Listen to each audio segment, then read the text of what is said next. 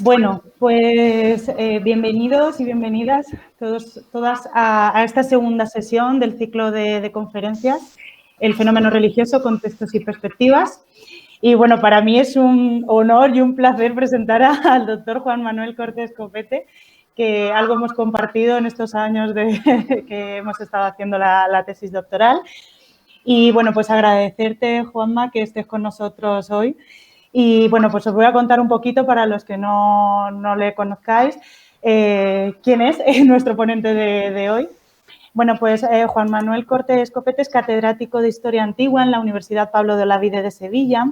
Además, es director de la Escuela de Doctorado y codirector de un magnífico máster interuniversitario en Ciencias de las Religiones, Historia y Sociedad, que dirige junto a la doctora Elena Muñiz y José María Contreras.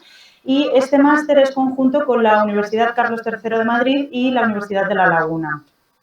El profesor Juan Manuel Cortés ha realizado varias estancias de investigación en universidades extranjeras, como en la Universidad de Pavía, en Florencia, en la Escuela Española de Arqueología en Roma, en el Institute of Classical Studies de la Universidad de Londres y también en la Universidad de Harvard.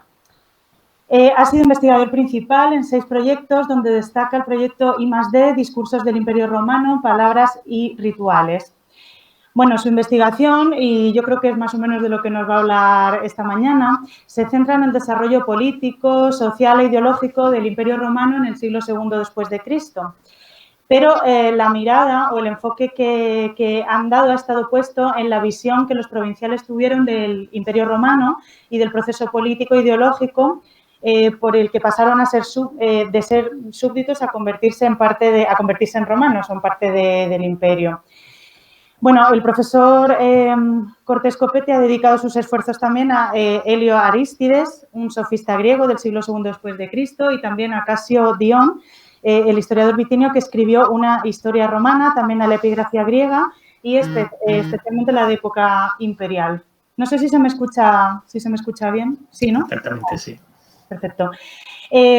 También queremos destacar que la religión ha ocupado una parte esencial en sus estudios, pues está considerada como un componente central de la comunidad ecuménica en la que llegó a convertirse el Imperio Romano a finales de este siglo II después de Cristo.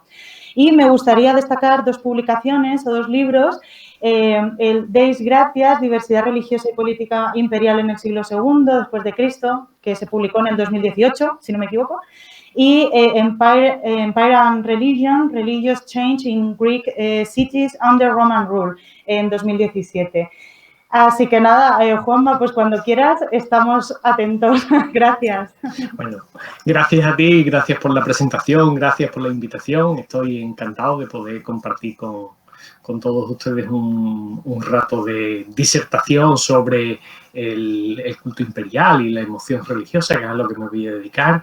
Y quiero también reivindicar aquí que, a pesar de las dificultades de los tiempos, que como todos sabemos son muchas, pues resulta extraordinariamente emocionante el saber que hay personas que están interesadas en las cosas por las que nosotros nos dedicamos y que además existe la vía para poder mantener la comunicación. Simplemente deberíamos pensar qué hubiese pasado si esta epidemia, como saben, la llaman pandemia, pero la palabra pandemia está mal construida, porque pan significa todo y demia viene de demos, pandemos, todos los pueblos. Y así, por ejemplo, se dice Panhellenion, todo lo griego, todo el mundo griego, y debería llamarse mejor epidemia. Epi es lo que cae sobre el pueblo, una enfermedad que cae sobre el pueblo, epidemia ecuménica porque afecta a todo el mundo. ¿Qué hubiese pasado si esta epidemia ecuménica no hubiese estallado hace 5 años, por ejemplo, ¿no? Pues viviríamos en un mundo de aislamiento en el que como mucho tendríamos el correo electrónico y algo quizá del WhatsApp y esto, pero estos instrumentos que utilizamos ahora ya con naturalidad pues serían cosas exóticas en los que nos estaríamos iniciando. Así que, a pesar de todas las dificultades y los inconvenientes que tiene la distancia, antes bromeábamos sobre la posibilidad de cuando volvamos a saludarnos y tocarnos, menos mal que tenemos el instrumento y lo que hay que hacer es aprovechar el asunto. Como Decía Belén en la presentación, yo me he dedicado a estudiar fundamentalmente el Imperio Romano en el siglo II después de Cristo, que es un momento especialmente interesante, y lo he hecho también desde la perspectiva de las provincias, y de eso un poco quiero hablar hoy, de la visión que desde las provincias se le da a un fenómeno fundamental en el Imperio Romano, como fue el culto imperial. Tengo una presentación que voy a compartir con ustedes, de vez en cuando la quitaré para que se me vea la cara también y sepan que estoy aquí, que no es simplemente una grabación, aunque acabe siéndolo. Este es el cartel, pues vamos a dedicarnos a la emoción religiosa, al culto imperial, más allá de la hipocresía política. ¿Por qué he querido poner este título? Porque en realidad buena parte de los temas que nosotros nos dedicamos a estudiar sobre la antigüedad, y no solo sobre la antigüedad, sino también sobre la religión, y especialmente cuando son temas dedicados a la religión de la antigüedad, están conformados por una sucesión, podríamos decir, casi arqueológica o incluso geológica de estratos de interpretación. Es decir, que nosotros como historiadores del mundo contemporáneo que nos acercamos a la antigüedad, no nos acercamos ni debemos querer acercarnos a la antigüedad directamente, sino lo hacemos a través de una serie de interpretaciones que han venido desarrollándose a lo largo del tiempo, y en este caso el tiempo es mucho. Normalmente el tiempo de la interpretación contemporánea de la antigüedad empieza en el humanismo, que es a su vez heredera de las propias interpretaciones que los antiguos dieron de sí mismos. Esto puede parecer así una cosa un poquito complicada, pero es bastante simple. Nosotros no tenemos la capacidad de actuar, por ejemplo, como un sociólogo que hace una encuesta de opinión hoy, sino que tenemos que utilizar los testimonios que nos han llegado, que son algunos de los que los protagonistas dejaron. Y además utilizamos esos testimonios normalmente metidos en una red de interpretaciones que se iniciaron en el siglo XIV, XV con Petrarca, Lorenzo Valla, y de ahí a los grandes filólogos del humanismo, de los que seguimos bebiendo, incluso cuando hemos olvidado o perdido la filiación de las ideas. Es decir, que cuando nosotros nos vamos a acercar al culto imperial, nos estamos acercando a través de nuestra propia perspectiva cultural heredada de un largo proceso de vida académica y de investigación académica. Piezas clave en la manera en la que nosotros interpretamos todavía hoy, aunque los esfuerzos de los investigadores hace ya muchos años y de los que yo bebo, y aquí quiero citar singularmente al profesor Fernando Lozano como una de las piezas claves de la renovación del estudio del culto imperial. A pesar de todos esos esfuerzos, nosotros seguimos bebiendo y viviendo en ese proceso de interpretación. Y ese proceso de interpretación tiene una pieza clave por muchos factores. Esa pieza clave es el historiador del finales del siglo I, principios del siglo II después de Cristo, Cornelio Tácito, que escribe, como saben ustedes, varias obras, los Anales, que es una historia de los emperadores romanos desde la muerte de Julio César de Augusto, hasta Nerón, y después escribe las Historias, que es fundamentalmente una historia de la dinastía Flavia. En verdad, el orden de la escritura es re. Primero escribió la historia de los Flavios, las Historias, como él lo llama, y después escribió los Anales. Y Tácito se ha convertido en la pieza fundamental de interpretación del Imperio Romano. Tácito es un personaje extraordinario, de uno de los grandes intelectuales del mundo antiguo, uno de los grandes intelectuales de la humanidad, que tuvo además la habilidad de componer un discurso que parece natural, difícil de leer. Todos los que hayan estudiado latín en un nivel avanzado y se han enfrentado a Tácito saben que Tácito es difícil, pero también es verdad que su estilo está compuesto con una maestría tal que sus ideas parecen naturales.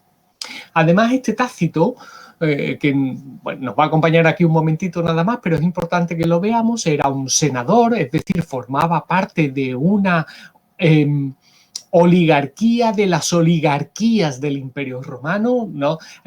Nosotros cuando nos acercamos a Roma hablamos con los senadores con una cierta ligereza y naturalidad, como si ser senador fuera una cosa fácil, accesible. Esto es porque tenemos muchas noticias sobre los senadores, pero pensemos siempre que se calcula que el Imperio Romano tenía unos 80 millones de habitantes, y esto es una cifra un tanto alzado, da igual, 80, 90, 100, 50, pero sí sabemos que senadores eran 600 personas. Es muy importante que tengamos siempre esta perspectiva, ¿vale? 600 personas de 80 millones. Esto significaría en una población como España mantener la ratio 300 personas. Por supuesto, muy influyentes, muy poderosas, muy ricas con el poder, pero estamos hablando de la élite, que no me gusta la palabra, de la oligarquía, de las oligarquías, un grupo muy restringido en el que Tácito ocupa además una posición especialmente destacada porque llegó al culmen de la carrera senatorial. Esto no lo conseguían todos los senadores, sino solamente un grupo todavía más restringido de esos 600 llegaba a ser procónsul de la provincia de Asia, que de alguna manera era el cargo más alto al que se podía aspirar si no se aspiraba a ser senador. Y Tácito lo fue. ¿Vale? Y Tácito además tiene una visión muy clara del Imperio Romano, que es que el poder de los emperadores está mermando el poder de su grupo oligárquico. Y toda la tensión narrativa de Tácito está marcada por esta interpretación que él le da. Por eso nosotros seguimos teniendo una visión muy negativa de los emperadores, sobre todo del siglo I. ¿Quién no tiene una visión negativa de Tiberio? ¿Quién no tiene una visión negativa de Calígula? ¿Quién no tiene una visión negativa de Claudio? ¿Quién no tiene una visión negativa de Nerón? Posiblemente hay que tenerla, ¿eh? No es que yo esté haciendo un esfuerzo de reivindicación de estos individuos que tenían que ser, esto se está grabando y siempre lo podrán utilizar contra mí, pero que voy a decirlo de manera coloquial, que podían ser bastante petardos, pero es cierto que nosotros tenemos esa visión absolutamente negativa. Por ejemplo, tenemos una visión muy negativa del poder de las mujeres de la familia imperial y esa, es decir, esa Livia perversa, ¿no? que lo maquina todo para que sus hijos sean, o esa Agripina. Eso es el relato de Tácito. Y ese Tácito se nos ha conservado y los humanistas lo leyeron con emoción.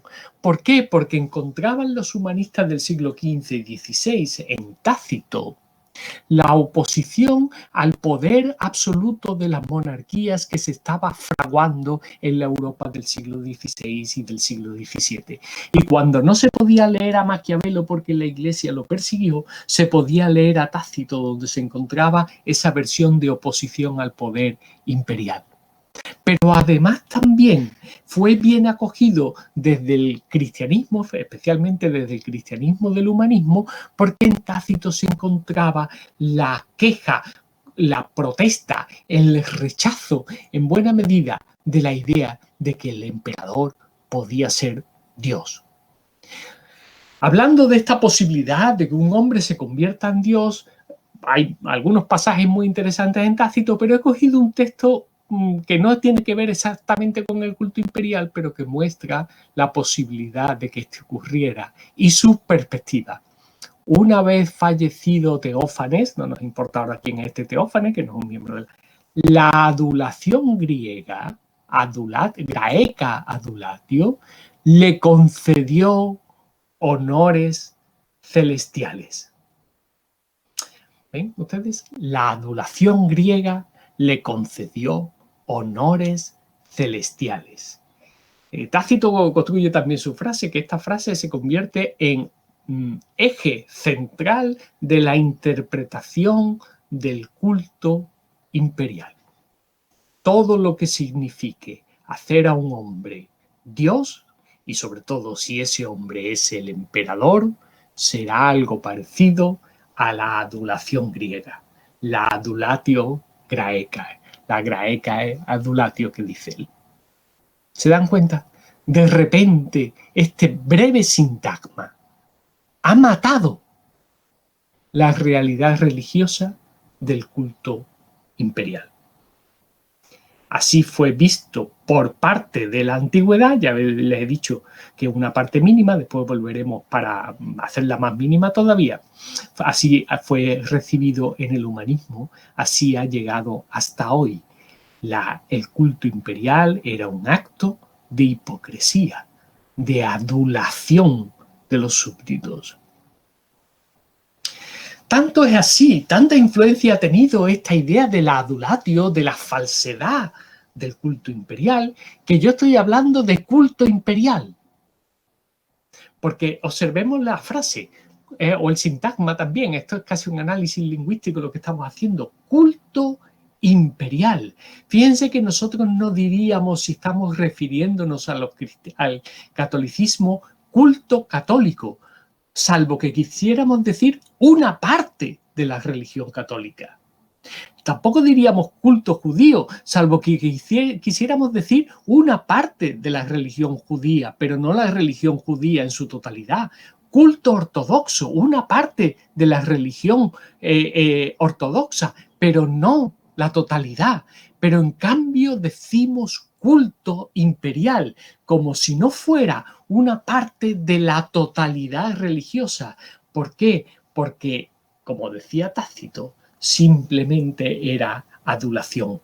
Cuando uno piensa en qué es religión, y esto supera, ¿no?, lo que yo hoy pretendo mostrarles, cuando uno piensa qué es religión, pues podemos pensar que la religión son unas creencias, por supuesto, es una moral, una ética, unos rituales unas normas de comportamiento, unas, en definitiva, actitudes. Es también un ritual, sea este lo que sea, ¿no?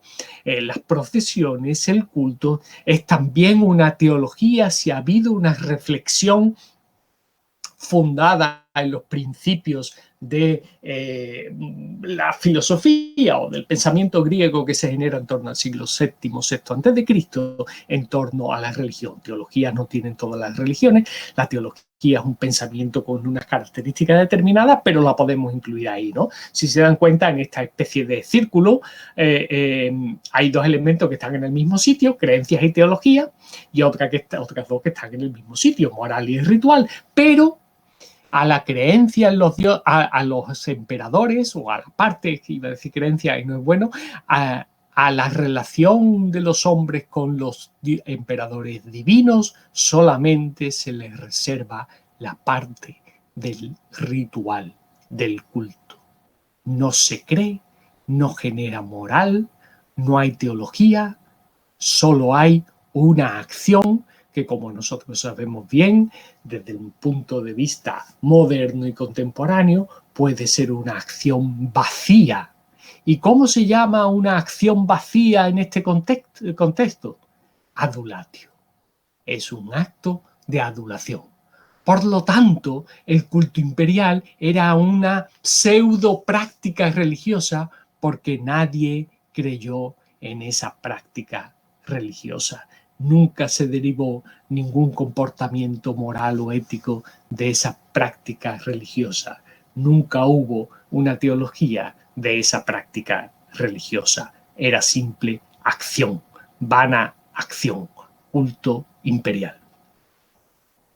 Esta idea de Tácito, que no es obra de Tácito, aunque Tácito, como han visto ustedes, la crea magistralmente, es una idea que estaba compartida por buena parte de la oligarquía romana, de la oligarquía más restringida romana. En la presentación Belén decía que me había dedicado a Casio Dion, todavía me dedico, eso no lo terminaré creo que nunca.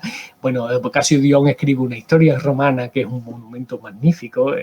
Casio Dion escribe a finales del siglo II, principios del siglo III, escribe una historia romana monumental en 80 libros, y se convirtió y se ha convertido en un testimonio esencial para entender el Imperio Romano, pero Casio Dion era un provincial de origen griego en Bitinia, escribe su historia romana en griego, pero también es un senador de esa oligarquía oligárquica dentro de la más estrecha oligarquía, porque fue 2 veces cónsul. Es decir, había llegado, no llega a tanto como Tácito, pero también dentro del Senado ha llegado a esa cúspide. Y entonces él cuenta en el libro 51, que es uno de los libros más importantes de toda la literatura griega y latina sobre el Imperio Romano, en el que él cuenta cómo se funda el culto imperial en las provincias y lo convierte en una medida de Augusto. Será bueno que leamos el texto un segundo. Ordenó a los ciudadanos romanos que habitan en aquellas provincias, está hablando de Asia y de Bitinia. Bitinia era la provincia del emperador. Esto que está contando ocurre en el 29 a.C., es decir, casi 3 siglos antes de la escritura del texto por parte de Casiodón. Ordenó a los ciudadanos romanos que habitan en aquellas provincias que les rindieran honores a ambos. A los extranjeros, y esta es la parte que nos interesa, a las que él denominó griegos. Observen cómo Tácito y Casiodón están de acuerdo. Les permitió que levantaran unos santuarios consagrados a su propia persona. A los asiáticos, a los miembros de los habitantes de la provincia de Asia en Pérgamo y a los bitinios en Nicomedia. Les permitió que levantaran adulatio graecae. Hay que darse cuenta, además, de que aquí de lo que se está hablando es de una segregación que podríamos llamar racismo si hubiese existido racismo, que no existía, pero es una segregación efectiva. Por un lado están los ciudadanos romanos, que en el 29 a.C. eran fundamentalmente y casi en exclusiva ciudadanos de Italia, y por el otro lado estaban los súbditos, a los que se les identifica como griegos, y le dice: vosotros griegos me podéis levantar un templo. ¿Vale? Es cuestión de súbditos. Esta práctica que tuvo aquí su comienzo, continuaba Dion, se siguió dando bajo otros emperadores. Y observen, esta práctica, de nuevo tenemos la caracterización de la creencia o de la religión divina imperial como una simple práctica, se siguió dando bajo otros emperadores. Y no solo entre los pueblos griegos. Tengan en cuenta cómo ha podido ser leído esto de no solo entre los pueblos griegos. Piensen que los bizantinos son herederos directos de la cultura griega, y en el lenguaje occidental una disputa bizantina es una disputa absurda de palabras vacías sin fin. Ese prejuicio ya está aquí. No solo entre los pueblos griegos, sino también entre todos los otros que deben obediencia a Roma, de tal manera que el culto imperial se había convertido para Dion Casio en el siglo I en un instrumento de dominación. Sois los dominados en vuestra condición de inferiores los que vais a prestar culto al emperador como una muestra, insisto, de dominación.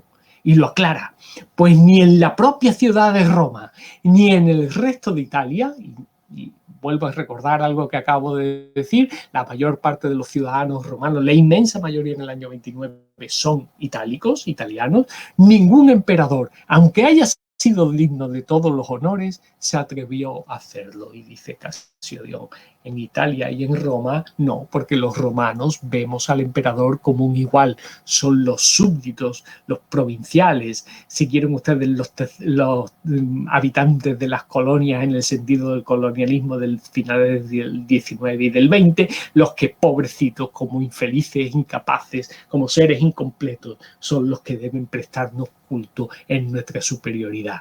¿Y cómo lo llama eso Tácito? Adulatio graecae, porque son inferiores. Y dice, hay que pensar que Casiodón es un senador del siglo III después de Cristo, ha visto el recorrido de lo que ha pasado desde el 29 a.C. a su propia época, en esos 3 siglos. No obstante, tiene que añadir, claro, a los emperadores ya fallecidos y que han gobernado bien, se les otorgan los demás honores propios de los dioses y se les construye además un templo para su culto como héroes. Y fíjense que todo lo que se dice aquí tiene que ver con la práctica cultural, no tiene que ver con la moral, no tiene que ver con la teología, no tiene que ver con las creencias, pero enseguida resonará en sus oídos la conexión que existe entre esta manera de entenderse y después lo que será el culto de los santos, pero se nos escapa a nosotros ese asunto, ¿vale? Bueno, pues ya tenemos el contexto de por qué el culto imperial se ha visto como una práctica vacía, como una pura hipocresía política, como un acto de dominación, como un acto de sumisión, como un acto que se puede definir solo como adulario. En mis estudios me he dedicado ya hace algunos años a la figura del emperador Adriano, que como saben ustedes reina entre el 117 y el 138. Yo creo que este emperador no es solamente importante ni fundamentalmente importante porque tenga su cuna en Itálica, cerca de Sevilla, sino porque es un emperador que impulsa de manera decidida el salto que va a construir la comunidad ecuménica que llegó a ser el Imperio Romano. ¿Qué significa el salto en la creación de esta comunidad ecuménica? Potencia la concesión de la ciudadanía en las provincias, pero sobre todo, estuvo interesado, preocupado por los provinciales, a los que dio voz propia y diferente. Es decir, su posición no es una cultura romana de dominación sobre las culturas inferiores, sino de incorporación de la diversidad de las provincias en una misma realidad. Para crear un imperio que efectivamente acabó siendo así, un imperio ecuménico, donde todos los habitantes del imperio acabaron siendo jurídicamente ciudadanos romanos, todos iguales. Precisamente eso se consigue en el 212 después de Cristo, en tiempos de Casiodón. Se llama la norma que lo crea, se llama la Constitutio Antoniniana en la escuela moderna, y esta Constitutio Antoniniana precisamente la promulgó uno de los emperadores con peor nombre en la antigüedad y en el presente, Caracalla. ¿Y esto por qué es así? No solo porque no fuera un bestia, que lo era, no hay ninguna necesidad de defenderlo, sino también porque la concesión universal de la ciudadanía tuvo efectos sobre la oligarquía y sobre el poder, y era la oligarquía la que escribía.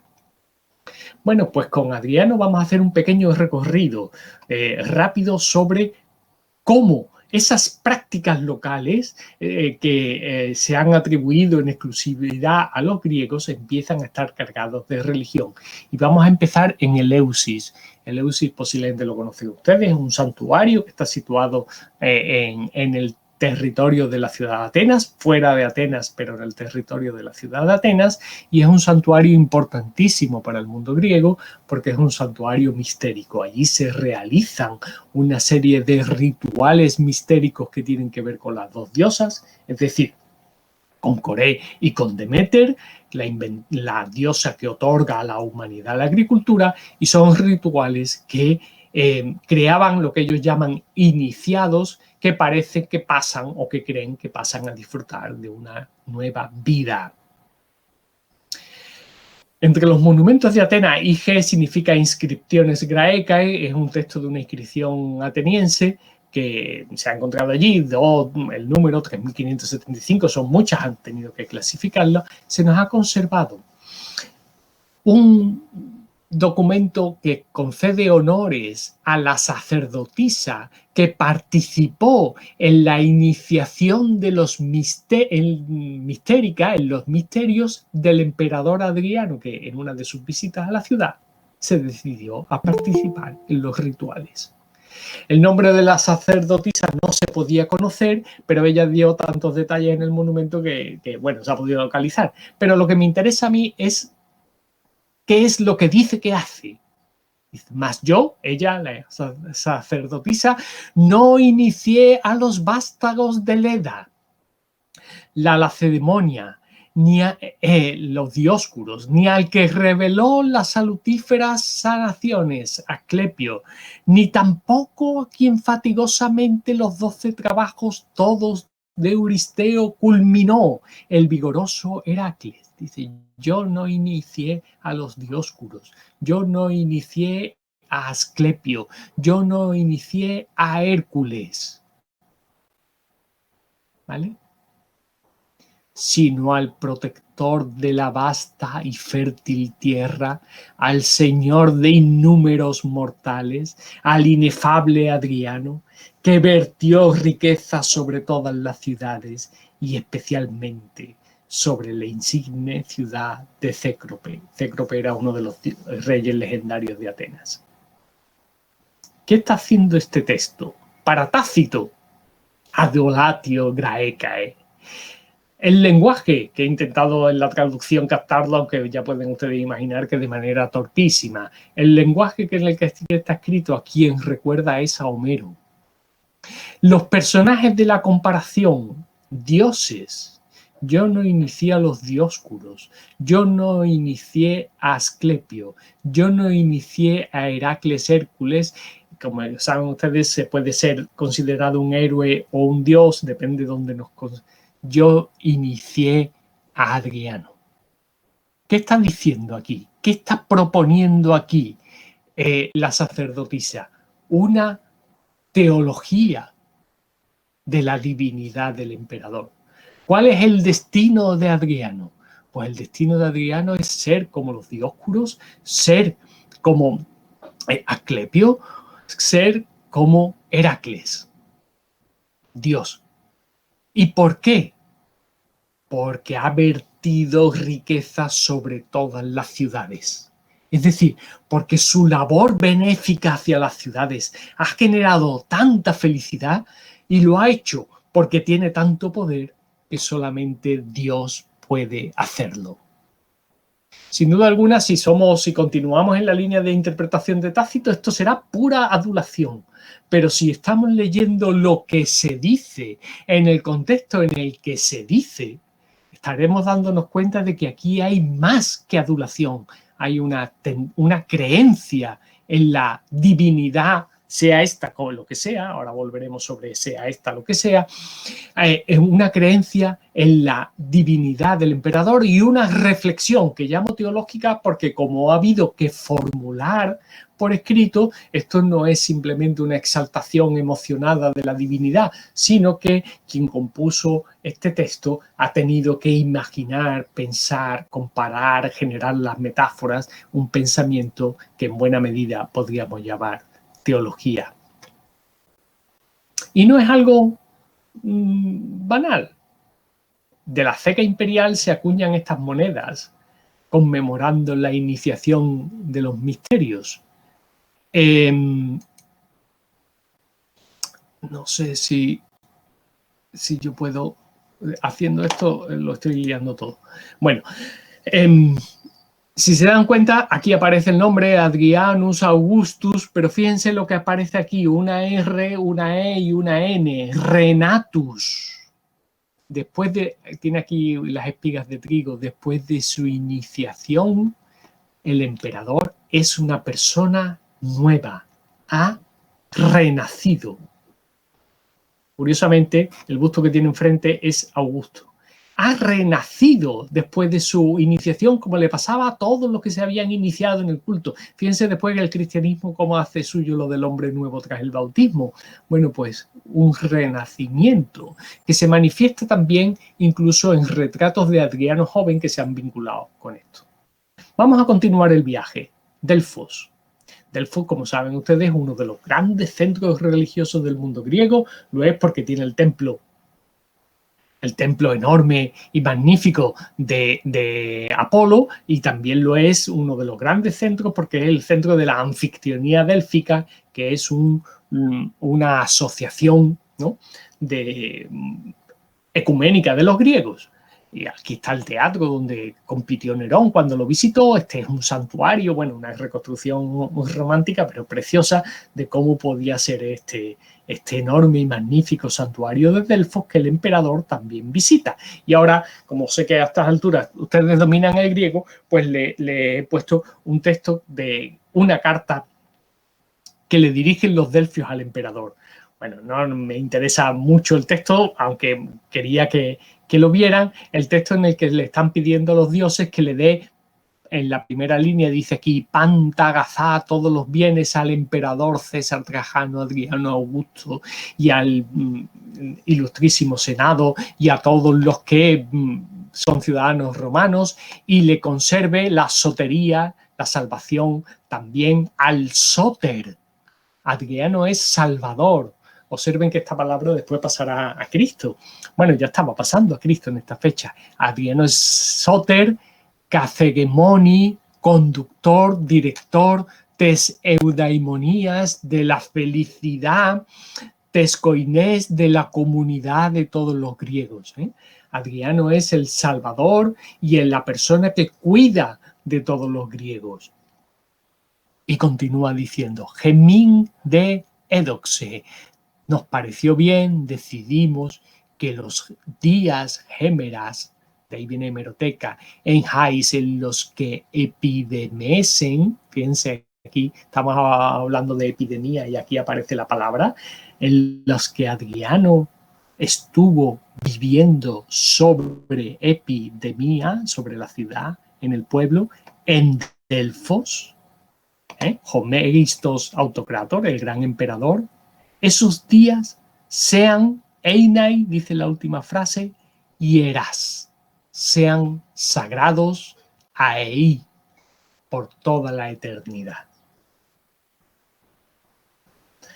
Siguiendo Tácito, podríamos estar diciendo adulatio griega, pero veamos lo que significa esto.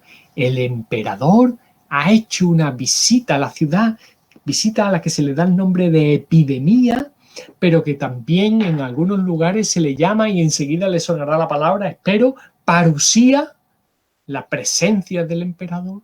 Y entonces la ciudad dice, estos días van a ser hieras, sagrados, porque con nosotros ha estado alguien que, si no es Dios, tiene mucho de divinidad.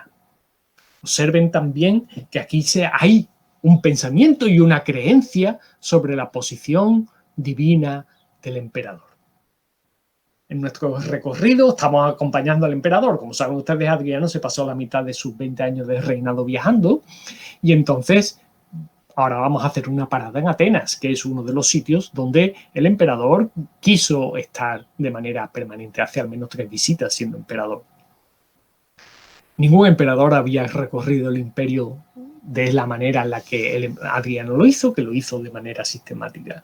Cuando ustedes puedan viajar, o si ya lo han hecho, o cuando podamos viajar de nuevo y vayan a la ciudad de Atenas, vayan un día tan claro como este y disfrutarán enseguida de uno de los monumentos más singulares de Atenas, que es la puerta de Adriano, que separaba la ciudad antigua, al fondo ven la Acrópolis, de la ciudad nueva, y en la puerta se dice, esta es la ciudad de Teseo, no es la ciudad de Adriano, en la cara que mira la antigüedad, esta es la ciudad de Adriano, ya no es la ciudad de Teseo. En esa está la Acrópolis aquí a la izquierda, y aquí en negro un rectángulo que pone el número 158, es el templo de Zeus Olimpio. La puerta está aquí al lado en el 163, me parece que es el número, esa es la puerta, y este es el gran núcleo de la obra de Adriano en la ciudad de Atenas, que nos va a tener entretenido. Un templo magnífico. Este es el templo de Zeus Olimpio visto desde la Acrópolis. Aquí a la izquierda tienen la puerta de Adriano, un templo gigantesco. Un templo gigantesco que se había empezado a construir en el siglo VI antes de Cristo y nunca se había podido terminar. Ahí verán sobre el césped además también caído una columna, se cayó de una tormenta, fíjense, los tambores de la columna. Un templo construido, iniciado en el siglo VI a.C., que nunca se pudo terminar. Y en el siglo II después de Cristo, en el año 132, Adriano ha conseguido terminarlo, es decir, ha puesto mucho dinero, era parte de esas riquezas que ha donado sobre la ciudad de Cécrope, y se va a hacer la ceremonia de inauguración. Aquí ese mismo templo en una perspectiva diferente, a la izquierda ven la Acrópolis, aquí está, el día ya no estaba tan bueno, tan bonito en Atenas, pero se observa la magnitud del templo. Y para demostrar que he estado ahí, para que vean bien la magnitud del templo, pues hay una foto mía con el templo. Bueno, esto lo paso rápido, ya se han dado cuenta de las proporciones desmesuradas del documento, del texto. Y Filóstrato, que es un autor del siglo III, que escribe una vida de sofistas griegos, cuenta cómo se consagró el templo una vez terminado. El emperador Adriano, quien, como en una grandiosa batalla contra el tiempo, observemos un segundito las palabras, como en una grandiosa batalla contra el tiempo. ¿Quién puede vencer al tiempo?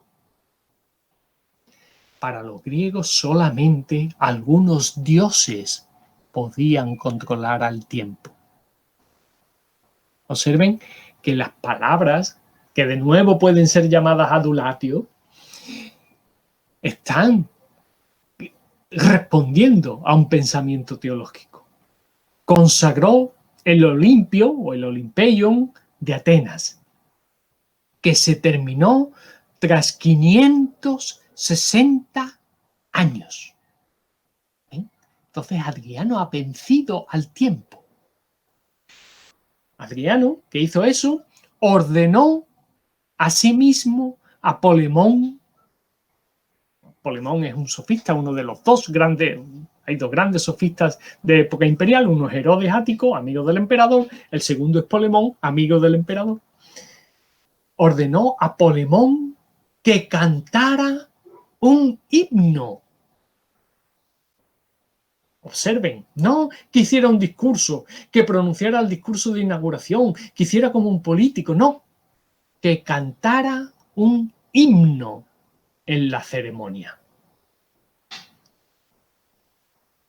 Y Polemón, como solía, dice Filóstrato, poniendo los ojos en sus pensamientos a medida, y hay una errata, que se le presentaban. Miren qué curioso, en Atenas se ha encontrado un busto de Polemón y miren dónde está mirando.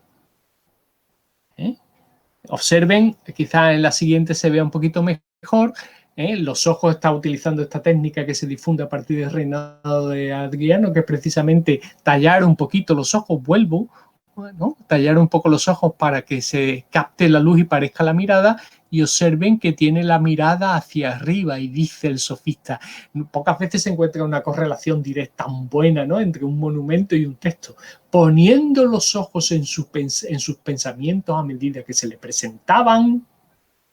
El amigo Polemón, inspirándose para el discurso, se entregó al discurso, y desde el umbral del templo, aquí yo como Polemón, sin los ojos vueltos, pronunció un largo y admirable discurso y desarrolló como premio del discurso, y ahora, la idea de que el estímulo inicial del discurso, no le había surgido sin la ayuda de la divinidad. Me hacéis, no sin la ayuda de la divinidad. ¿Qué está diciendo? Volvamos a este texto. ¿Qué ayuda de la divinidad? Si Adriano le ordenó, ¿quiere más estímulo que este? ¿Vale? ¿Y en quién tiene puestos los ojos? En el templo de Zeus Olimpio, allí hay 2 estatuas de Adriano de mármol de Tasos y 2 de mármol egipcio. ¿Se dan cuenta? ¿A quién está mirando? A las que describen un pasaje que he cortado, que precisamente son colosos. Ayuda a la divinidad. ¿Vale? Observen cómo de repente encajan todos los elementos en la construcción del templo. En el pórtico del templo, con los ojos puestos en la divinidad, en las estatuas de Adriano, le ha llegado la idea de componer el discurso de elogio del templo y de aquel que venció al tiempo en esa especie de batalla en la que solo pueden ganar los dioses. Hay una proclamación clarísima de esa divinidad o fuerza divina del emperador. Está en la planta del templo. El templo es, insisto, gigantesco. Y observen que hay aquí una cosa muy interesante que está marcada en rojo. Vuelvo a este texto un momentito. Delante de las columnas del templo se erigen unas estatuas de bronce que los atenienses llaman ciudades coloniales. Bueno, durante mucho tiempo se pensó que durante mucho tiempo. En el templo, en el 132, cuando se inaugura el templo se llena de estatuas del emperador. Todas las ciudades griegas fueron convocadas a la inauguración, a la consagración del templo, el término preciso, y el templo se llenó de estatuas del emperador. Todo el mundo hizo estatuas, ¿no? Es lo que estaba diciendo Pausanias en este texto, además de las estatuas colosales. Pero dice Pausanias, pero además de todas las estatuas que han hecho los griegos, hay delante unas estatuas de bronce que los atenienses llaman coloniales. Aquí hay dos elementos muy interesantes. Las estatuas griegas se hacen en mármol en su mayoría, aunque por supuesto hay bronce también, ¿no? Pero mientras que las estatuas romanas se suelen hacer en bronce y llaman coloniales. Esta es una de esas basas de estatua. Observen el tamaño de la base de estatua. Quizá puedan ustedes reconocer, si la conocen, a la profesora Muñiz, que aquí está muy seria, con la profesora Mónaco y la profesora Romero de la Carlos III, estudiando la base, una de las bases de las estatuas. Observen el tamaño de la base de las estatuas, que es uno de los tambores de una de las columnas del templo que se había iniciado en el siglo VI y que no se utilizó. ¿Vale? Todo lleno de monumentos. Pero hay algunas estatuas que están hechas en bronce y que están levantadas por colonias. Pues la profesora Mónaco, que está aquí en medio explicándonos esto, comprendió de qué se trataba. Hay unas cuantas inscripciones en latín. Y esas cuantas inscripciones en latín están levantadas a favor del Imperatori Caesari Divit Gaiani Parti Trajano Adriano Augusto. Son estatuas de Adriano, al que llaman, observen, está marcado aquí en verde, Olimpio. ¿Por qué Adriano puede ser Olimpio? Pues Adriano es Olimpio porque ha terminado el templo de Zeus Olimpio, venciendo al tiempo lo que solo puede ser considerado, bajo esa palabra está todo esto, una manifestación del propio poder de Zeus Olimpio. Pero lo hace una Colonia Iulia Augusta Dienensium, una colonia de ciudadanos romanos. ¿Ven? Se acaban de dar cuenta de que nos hemos saltado la barrera que estableció Dion Casio diciendo los romanos no hacen esto. Pues lo hacen también en Atenas, honrando al emperador que tiene el poder de Zeus Olimpio. Vamos a continuar en este viaje que se va alargando, pero ya nos queda poco. Y llegamos a Egipto. En Egipto el emperador estuvo en el año 131, justo antes de esto que ha ocurrido en Atenas y le he contado, y ocurre una cosa sorprendente, que es la muerte de Antinoo. ¿Vale?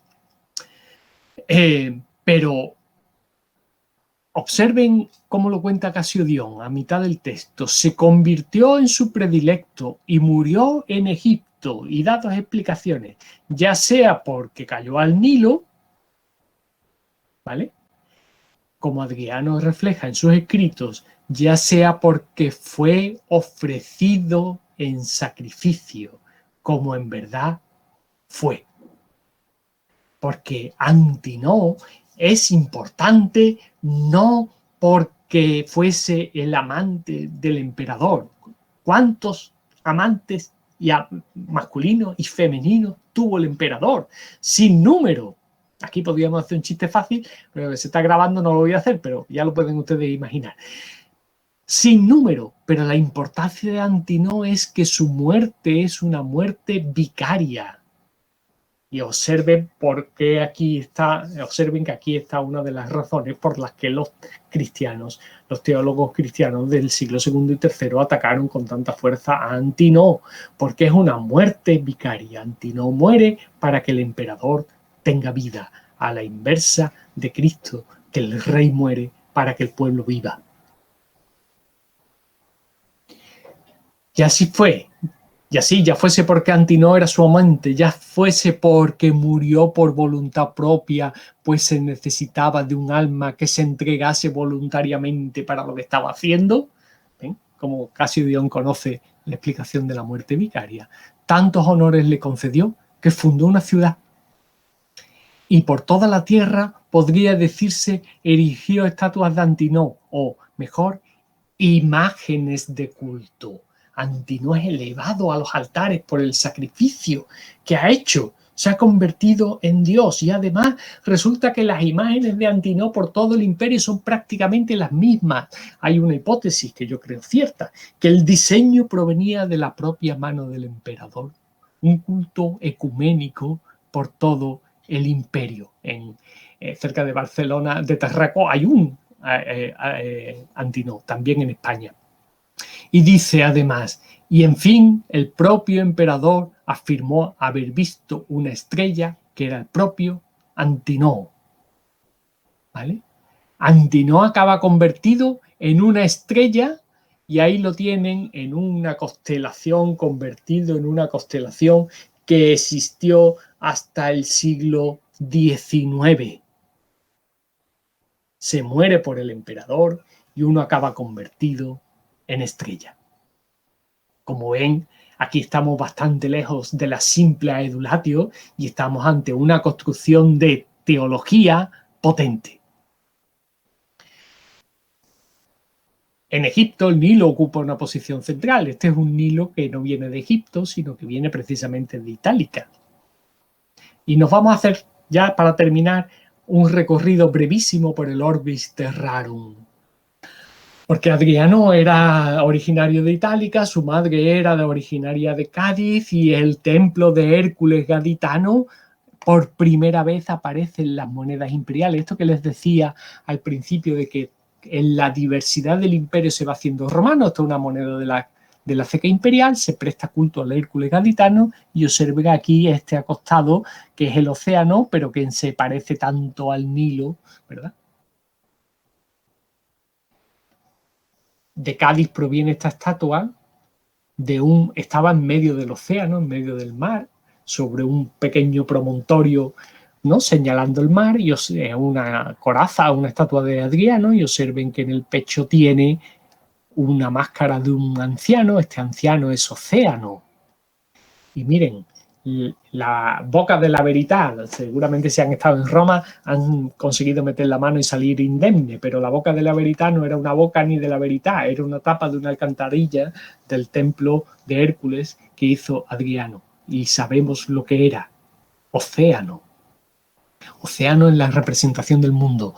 Aquí se ven las pinzas de los cangrejos, hay delfines nadando. Es difícil verlo, pero si lo vemos ahí, océano y océano.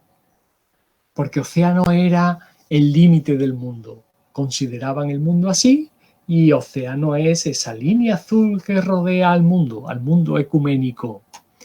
Y miren el palacio en Villa Adriana. Esto lo llamaron torpemente el Teatro Marítimo, pero era el palacio del emperador. Y enseguida ustedes comprenden que el palacio del emperador es una representación del mundo rodeado por el océano. Y se darán cuenta también de que todo esto lo traigo aquí a colación porque es la construcción de una teología del poder imperial. ¿Quién se colocaba en ese centro? Bueno, yo he tenido el gusto de estar ahí recién terminado de restaurar y dan ganas de mandar, porque eso es el centro mismo del mundo donde estaba vamos a decirlo así, el despacho del emperador en Villa Adriana.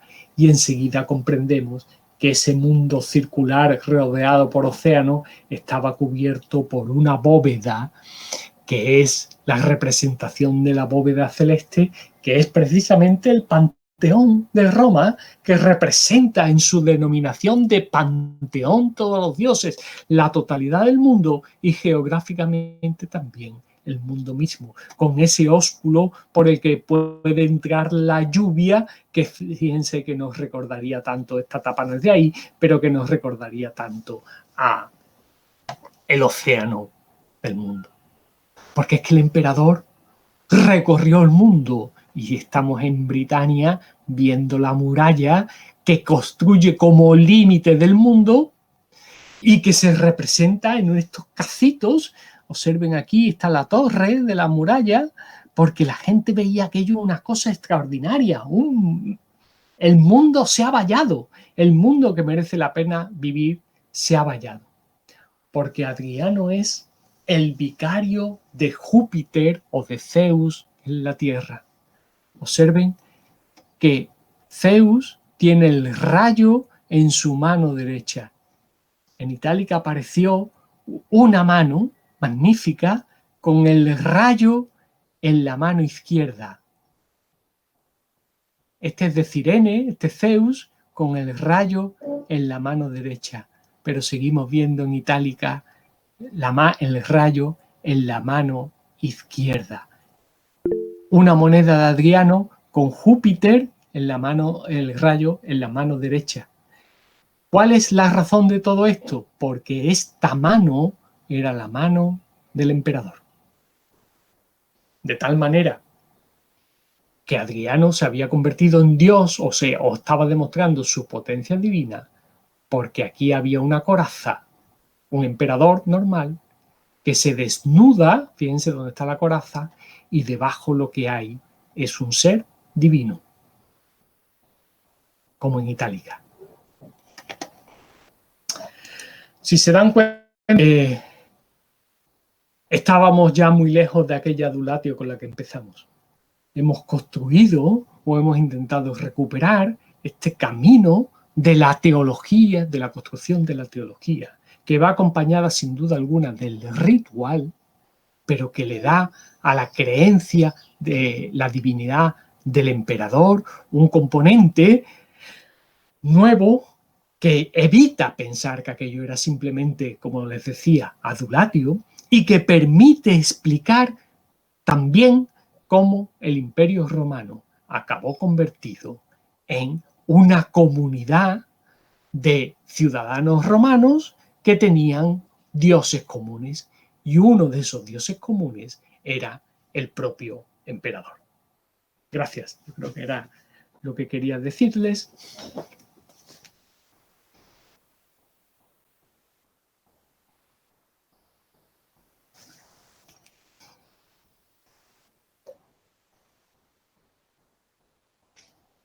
Bueno, gracias.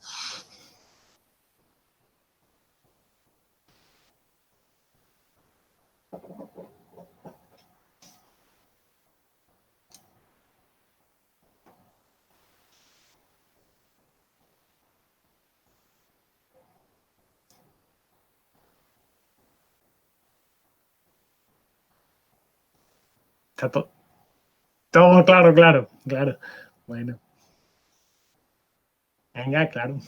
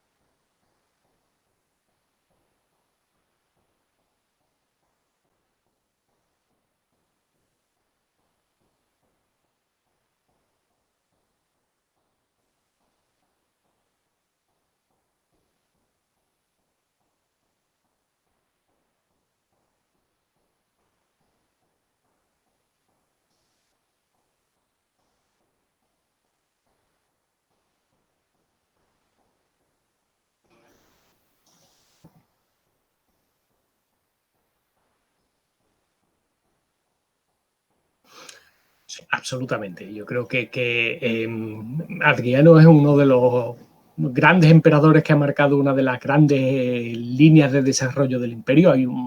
Los propios antiguos, los tardos antiguos los reconocían. Dicen, el imperio de hoy es el mismo que el de Adriano, salvo con los cambios de Constantino. Es decir, que ellos se identifican. Con la peculiaridad de que de alguna manera a ver cómo soy capaz de explicar, o por lo menos acercarme a esto, que todo esto que he intentado explicar y algunas cosas más, claro, forman parte de una especie de construcción del relato, de quiénes somos los romanos. Esto es lo que se está haciendo con todo este discurso, ¿verdad? Los romanos somos un mundo que es redondo, que tiene un solo emperador, el emperador tiene un poder divino, esto se refleja en un marco arquitectónico determinado, en unas técnicas que permiten ese marco arquitectónico.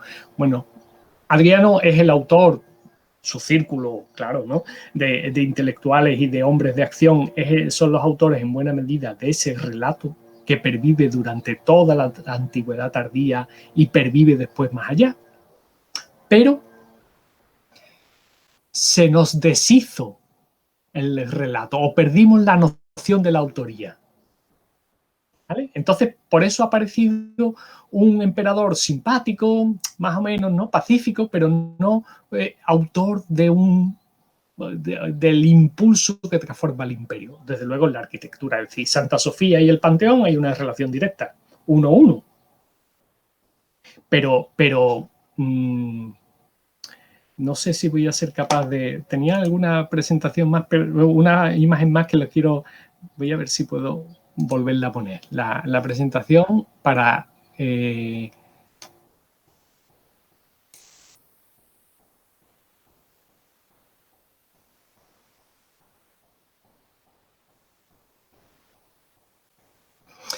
Absolutamente, absolutamente. Pero mira, esto es la biblioteca de Adriano, lo estáis viendo, ¿no? O sea, no, pues entonces estoy yo aquí ahora haciendo una cosa que no estaba bien, así que permitir, ahora sí, ¿no? ¿Ahora lo estáis viendo? Vale. Esto es la biblioteca de Adriano en Atenas, que es un enorme patio porticado, ¿vale? Este patio es el patio de los Naranjos de Sevilla.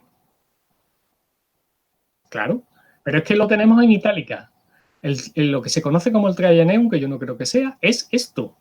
Lo único que hay que hacer es pegarle el templo aquí, en un lado, ¿no? Tú le pegas el templo, pero es que si te vas a recorrer toda la arquitectura árabe de primera época, toda es así. Exactamente. Esto es lo que se hace. Claro, lo que hemos perdido, de alguna manera, podríamos decir, es la conexión, ¿no?, del autor con este proceso. Y desde luego la cúpula es clarísimo, la arquitectura cambia, pero cambia también en los materiales, se empieza a utilizar el hormigón. Esto...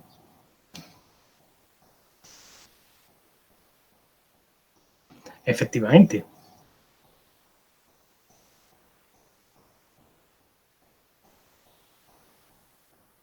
Yo siempre lo digo, si nada más que tenemos que buscar para hacer un ranking de arquitectos, arquitectos cuya obra ya se haya mantenido 1900 años en pie.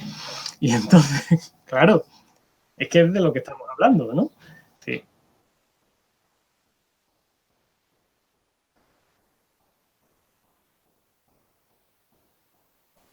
No. Y además, quiero insistir también en una cosa que nos hemos mutilado a nosotros mismos en el camino de la interpretación.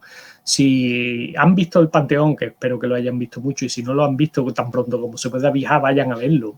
La primera vez que se entra en el Panteón es un impacto emocional.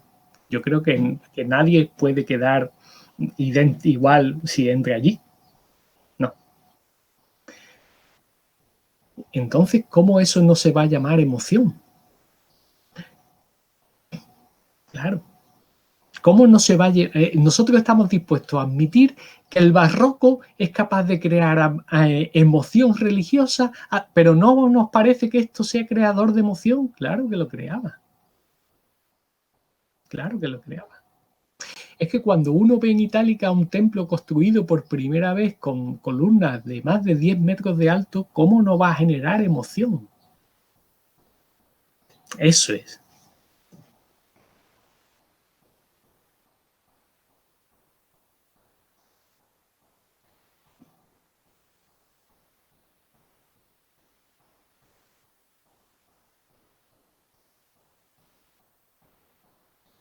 A nadie.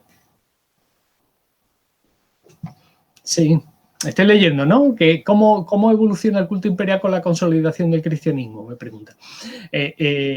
Bueno, en primer lugar, el enfrentamiento entre el cristianismo y el culto imperial es a muerte. Entendámoslo así dicho, en un enfrentamiento crucial. ¿Por qué? Porque tienen los mismos fundamentos teóricos, una cosa y otra. Es decir, cuando uno se plantea, ¿cómo es posible que los romanos crean que un hombre es Dios? Y si esa pregunta se hace desde el cristianismo, pues empieza uno a tener bastantes problemas, ¿no? Para explicarse a sí mismo. O si incluso si leemos bien, esto es algo conocido, no estoy desvelando ningún secreto, si leemos bien la Pasión de Cristo, la Pasión de Cristo está montada como una versión antiimperial. Se le pone el manto, se le pone la corona, se le da el cetro, ¿vale? Son asuntos que no están desconectados. Pero era necesario encontrar una manera de salvar una incompatibilidad, porque el cristianismo es exclusivo. El cristianismo, el culto al emperador en el marco de la religión tradicional del mundo griego y romano se inserta en un sistema religioso, pero el cristianismo no quiere insertarse, quiere sustituirlo, absorbiendo mucho sin duda alguna, ¿no? Entonces, ¿qué se hace con el culto imperial? Pues el culto imperial se transforma para convertir al emperador en sacrosanto y mantenerlo como el vicario de Dios en la tierra. De tal forma que le quitemos la conversión en Dios, pero le mantengamos el concepto de sacralidad del imperio. Y así se mantiene el siglo III, en el siglo IV, V y desde luego en el mundo bizantino, donde el emperador ejerce el dominio sobre la iglesia. Es decir, que se produce esa adaptación. Desde luego, mirar a la Iglesia Católica también es mirar al Imperio Romano.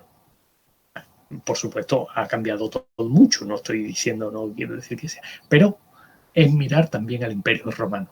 ¿O es que no se llama aquello la curia? Y la curia no es la que hace a los dioses, es decir, el Senado romano, llamada curia, no es la que hace a los dioses.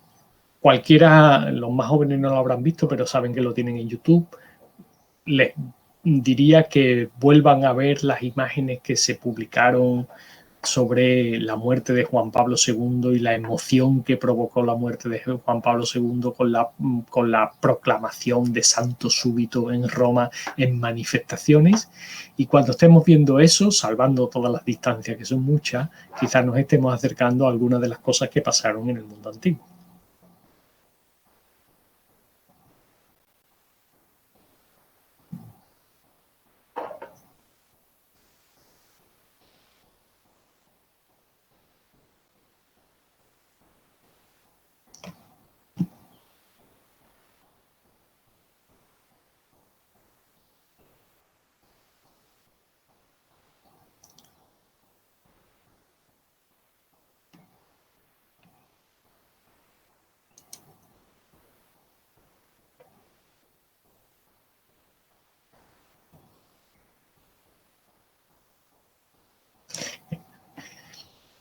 Gracias a vosotros por invitarme, es un placer estar con vosotros y haber podido hablar a un profesor universitario es todo lo que más le gusta, así que lo hago.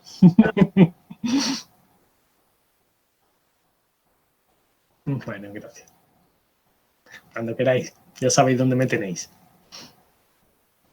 Venga, gracias a vosotros.